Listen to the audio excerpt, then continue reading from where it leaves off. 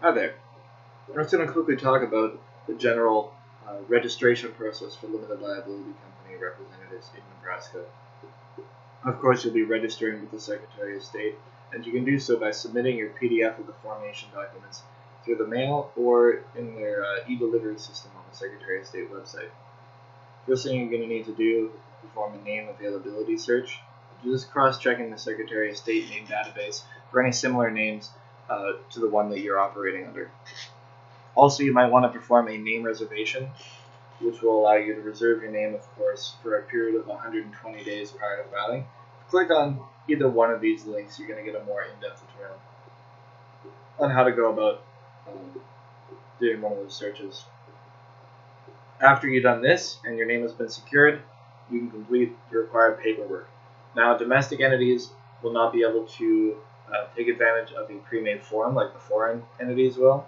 You're going to have to draft what's called a certificate of organization in Nebraska, and you're going to need to do that by yourself, but the required information is pretty minimal. And if you click on this link here, you're going to get a step-by-step guide on exactly how to fill it out and what information is required. And the same can be said for our foreign LLC guide.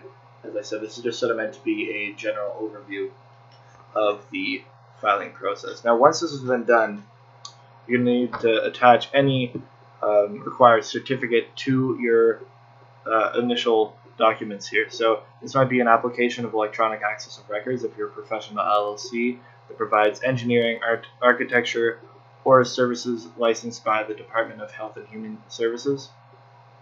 Also, any other professional LLC that doesn't fall under that category will need to supply a certificate of registration.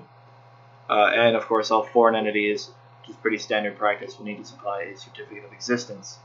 And once all documents have been consolidated and you have the attached filing fee, you can send it to this address here. If you plan on e-delivering it to the Secretary of State, you'll need to upload the PDFs of all certificates and the formation documents, supply a little bit of information, and then pay your filing fee by credit card. Once this has been done and you're a domestic LLC, you're going to want to apply for a what's called an unemployment identification number, an employer identification number. And this will enable your business to legally hire employees, open bank accounts, and apply for business loans. It also allows the IRS to identify you as a legitimate business.